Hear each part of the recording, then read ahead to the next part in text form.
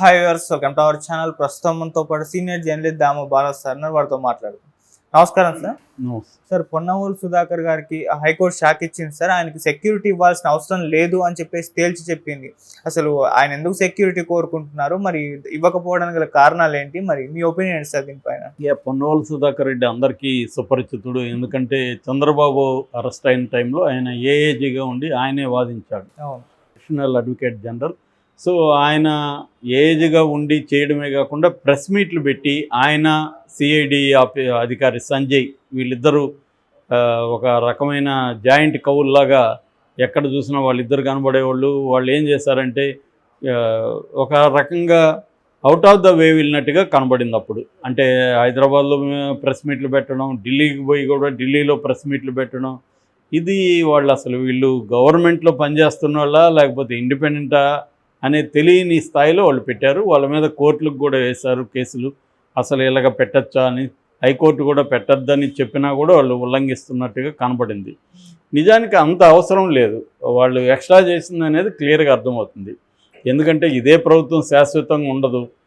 వాళ్ళ డ్యూటీ ఏంటి, ప్రభుత్వం ఏం చెప్తే అది చేయడం, అంతవరకే వాళ్ళ డ్యూటీ. కానీ ఈ అవుట్ ఆఫ్ ద ఇది వెళ్ళినప్పుడు వాళ్ళు ప్రభుత్వానికి చెప్పాలి. ప్రభుత్వంలో జగన్ చెప్పుండొచ్చు, వీళ్ళకి మీరు వెళ్ళి ఇట్లా పెట్టండి, మీరు బదనాం చేయండి అని చెప్పుండొచ్చు. ఎందుకంటే ఈ యువతలో గట్టిగా మీడియా ఉంది, వాళ్ళు ఫాల్స్ ఇది ఇస్తున్నారు కాబట్టి మీరు కరెక్ట్గా డేటా ఇవ్వండి అని జగన్ చెప్పుండొచ్చు.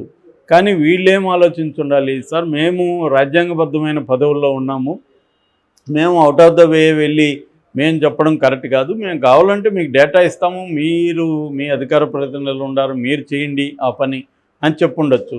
కానీ జగన్ ఏం ఆలోచించాడు, వీళ్ళు చెప్తే అథెంటిసిటీ బాగుంటుంది, వీళ్ళు పనిచేస్తున్నారని చెప్పాడు. కానీ అది బూమరాంగ్ అయింది. సో అది ఇప్పుడు మామూలుగా మనకి లోకేష్ ముందు నుంచి కూడా ఏంటంటే అధికారుల పేర్లంతా నేను రెడ్ బుక్లో రాసుకుంటున్నాను, అందరూ వీళ్ళ ఫస్ట్ పేజ్లోనే వీళ్ళ పేర్లు ఉండే అవకాశం ఉంది. ఎందుకంటే చంద్రబాబు అరెస్టుకు ప్రధానంగా పొన్నవోలు సుధాకర్ రెడ్డి కారణమని.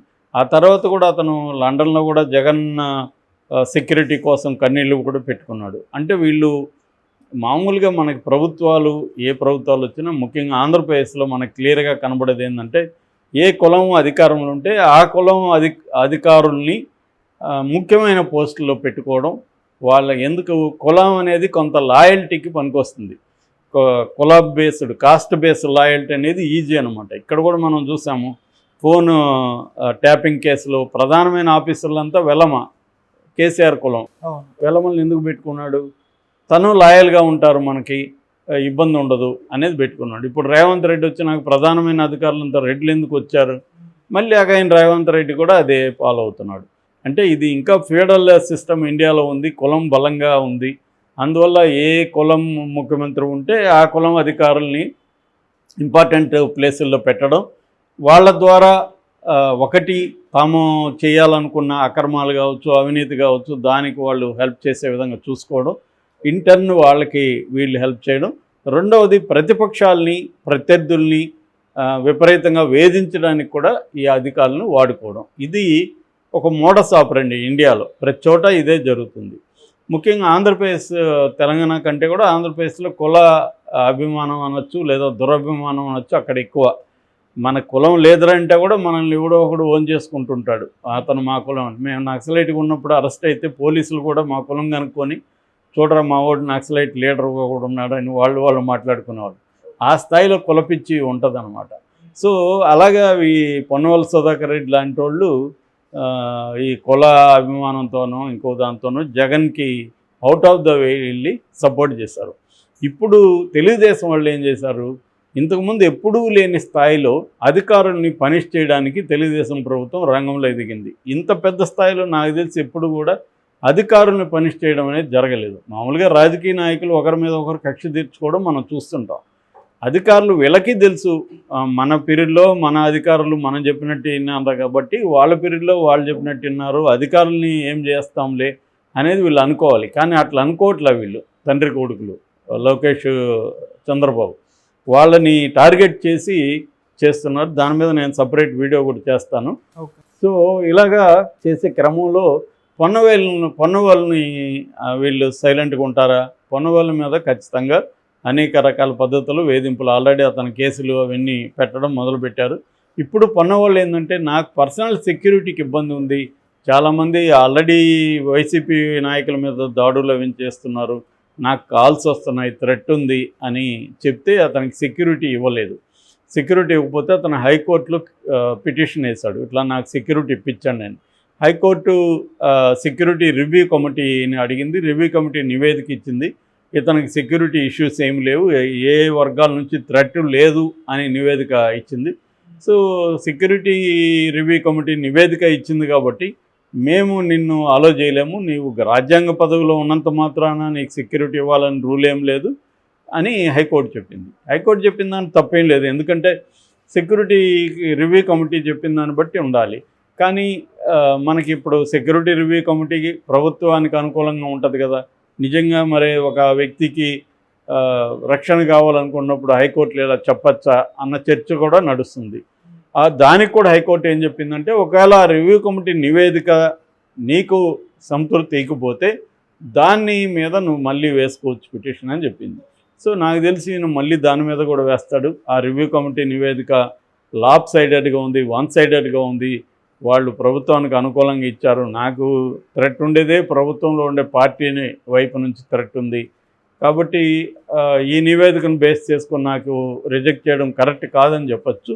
అప్పుడేమన్నా ఇచ్చే అవకాశం ఉంది, ఎందుకంటే హైకోర్టు అది కూడా చెప్పింది, ఒకవేళ నీకు ఇచ్చే అవకాశం ఉంటే ఆ సెక్యూరిటీకి సంబంధించిన ఖర్చులన్నీ కూడా నువ్వే పెట్టుకోవాలని కూడా హైకోర్టు ముందుగానే చెప్పింది.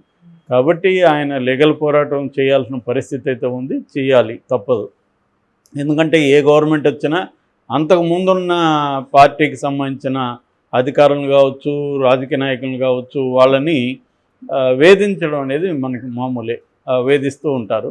సో ఇప్పుడు కూడా ఇతన్ని వేధించడానికి ఖచ్చితంగా తెలుగుదేశం నాయకులు గమ్మునైతే ఉండరు, ఎందుకంటే చంద్రబాబు అరెస్ట్ని వాళ్ళు ఎట్టి పరిస్థితుల్లో జీర్ణించుకునే పరిస్థితి ఉండదు. సో జీర్ణించుకోలేనప్పుడు వాళ్ళు ఖచ్చితంగా ఈయన్ని వేధించాలనుకోవచ్చు. ఈయనకున్న మార్గం లీగల్గా కొట్లాడాల్సిందే. ఆయన ఆల్రెడీ ఏజ్గా పనిచేశాడు, ఆయనకి లా తెలుసు. సో కానీ లా తెలిసినా కూడా చాలాసార్లు ఏం చేయలేము, వ్యవస్థలు నీకు అనుగుణంగా లేనప్పుడు నీకు ఎంత లా తెలిసినా ఏమి చేయలేవు. ఎందుకంటే మన దేశంలో లా అనేది ఇంటర్ప్రిటేషన్ మీద డిపెండ్ అయి ఉంటుంది, ఆ జడ్జిలు వ్యక్తిగతంగా దాన్ని ఎట్లా వ్యాఖ్యానిస్తారు అనే దాని మీద డిపెండ్ అయింది ప్రధానంగా. సో జడ్జిల వ్యాఖ్యానం తమకు వ్యతిరేకంగా ఉంటే దాన్ని ఇంకా ఫైట్ చేసుకుంటే వెళ్ళాలి, సుప్రీంకోర్టు వరకు వెళ్ళాలి.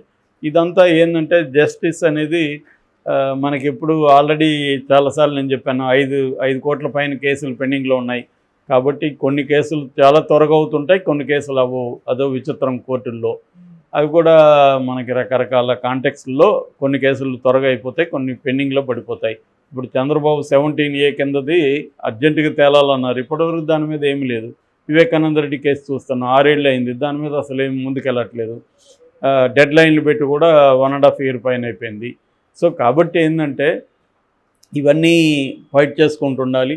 గత ప్రభుత్వంలో దాని ఏమంటారు, మిడిమాలంగా అంటారు మా ఊర్లో, చిత్తూరులో. మిడిమాలంగా అంటే విపరీతంగా వెళ్ళి ప్రత్యర్థుల్ని తమ వ్యక్తిగతంలాగా తీసుకొని చేయడం అనేది కరెక్ట్గా. రాజకీయంగా జగన్ అవసరాలు జగన్కు ఉంటుంది, కానీ వీళ్ళందరూ దాన్ని ఓన్ చేసుకొని వ్యక్తిగతంగా పోయి చేయకూడదు. ఈయన అట్లాంటివి కామెంట్లు చేయడం, ఈయన కూర్చొని చేయడం కొంత చేశాడు పొన్నవాళ్ళు. దానివల్ల మరి జగన్ నుంచి ఆయనకి ఏమి లబ్ధి దొరికిందో తెలియదు, కానీ ఇప్పుడైతే మాత్రం ఈ 5 ఏళ్ళు ఆయన మ్యూజిక్ ఫేస్ చేయాల్సి ఉంటుంది. Okay sir, thank you so much.